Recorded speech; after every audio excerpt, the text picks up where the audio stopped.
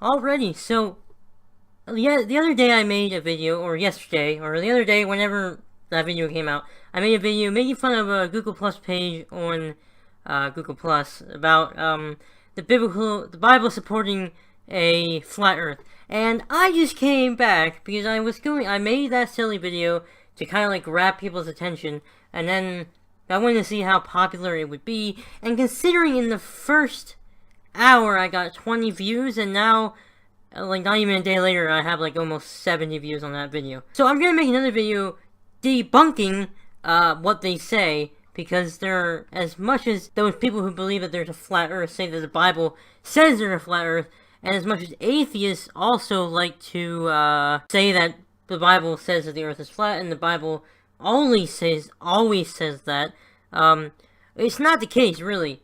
Whenever you look at it realistically and non-biasedly, or whatever, I don't know what exact word I'm looking for here, then you can see that it does say that the Earth is a sphere and it is suspended in space. Now, I have notes that I took on this thing, so if you see me looking over to my screen, I'm reading that. We're just gonna hop right into it. I don't want to drag this video out longer than it has to be, but here we go. Alright, so one of the verses that people attribute to saying that the Bible says the earth is flat is Revelation chapter 7, verse 1, and that is this. After I saw four angels standing at the four corners of the earth, holding back the four winds of the earth to prevent any wind from blowing on the land or on the sea or any tree. Now, we should note that what they are referring to here, what they are referring to by the four pillars, is not like four pillars just as in a visual example. It's not like I'm holding this Bible and I'm putting water bottles underneath in each corner to stop it from falling. It's not like pillars like that. The pillars they're referring to in this sense is the cardinal directions, which is north, south, east, and west. And we should also note that they are not saying that the earth is held up by four pillars. That is not what that verse says, and that is very easy. I can understand why people would get that messed up, but it's very easily debunked if you look at it rationally and with a little bit of knowledge. I mean, four corners of the earth, what also has four corners, or four directions? A compass.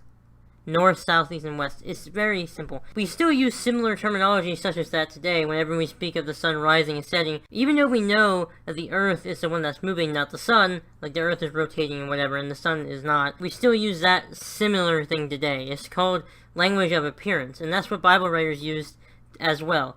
So it's kind of like they see something that is a certain way and they describe it as they see it, not as what it actually is, if that makes sense. I kind of butchered that. But, freeze frame, what I meant to say here was that they tend to take a more figurative approach rather than a scientific approach when explaining things in the Bible. But anyways, Bible writers use the language of appearance just as people always have. And without it, the intended message would be awkward and probably not very well understood. So that's why they kind of use more descriptive things such as like the four corners of the earth. Because if you say the four corners of the earth, that's pretty easy to understand. Whereas like the concept of north, south, east, and west can be kind of vague. Because like, I don't know. So anyways, moving on to Job. Job actually discredits a lot of the things that both atheists say about the Bible. They say that is unscientific or it's very inaccurate or whatever. It's this. Why didn't I leave that up? Okay. Job 26, verse 7. He spreads out the northern skies over empty space. He suspends the earth over nothing. So, what does that mean, guys? What does that mean? I'm going to put that very simply that it's talking about the earth being suspended in space. Very simply. Now if you want to go into further detail, which is what I'm going to do right here, right now, you can read 7 through 10, which reads, he spreads out the northern skies over empty space, he suspends the earth over nothing. We already got that. He wraps up the waters in his clouds, yet the clouds do not burst under their weight. Verse 9, he covers the face of the full moon. spreading his clouds over it. I'll explain that in a second. Number 10. He marks out the horizon on the face of the waters for a boundary between light and darkness. In verse 8, they are talking about a water cycle and kind of like how clouds are made. Like, we know that there is moisture in the clouds. So we know that clouds have water in them. That's what I'm trying to say.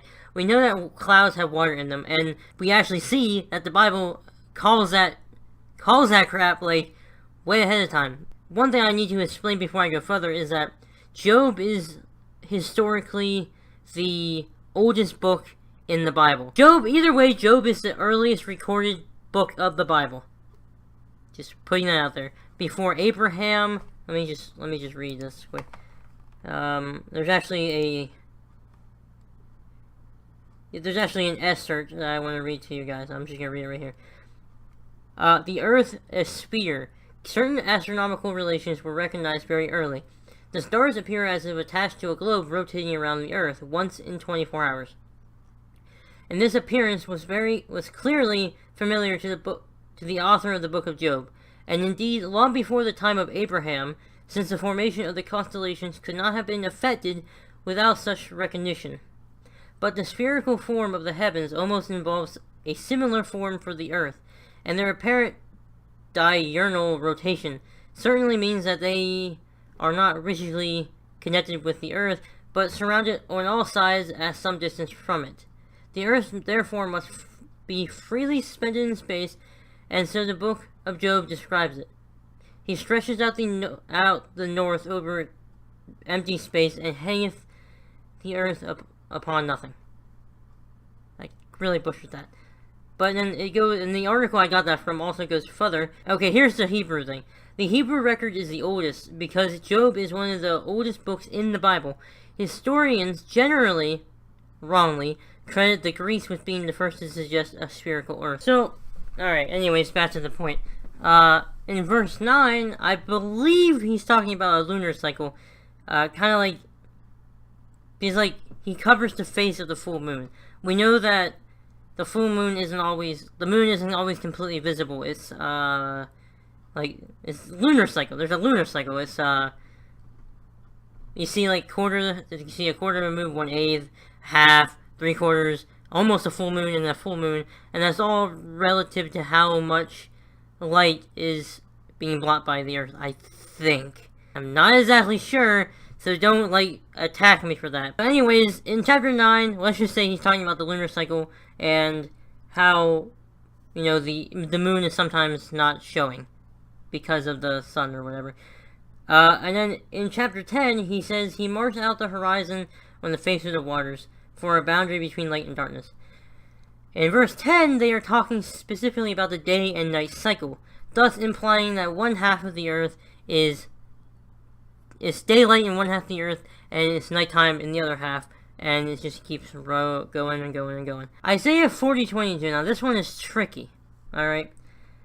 The biblical Hebrew word for, I guess I gotta read it, don't I? He sits enthroned above the circle of the earth, and his people are like grasshoppers. He stretches out the heavens like a canopy, and spreads them out like a tent to live in. Now, I know that the circle is a flat object, right? But the biblical Hebrew word for circle can also mean round or spherical, which obviously is what the author intended for it to be taken as. Now, I don't know how to say the actual Hebrew word, so I'll flash it up on the screen real quick right here. Alright, now that you saw that, now one thing I also want to note, freeze frame, another reason why you often use the word circle to describe the shape of the earth or whatever, is because whenever you're looking at the ocean from a bird's eye view, it often appears as a circle, so that's why they often describe it as a circle.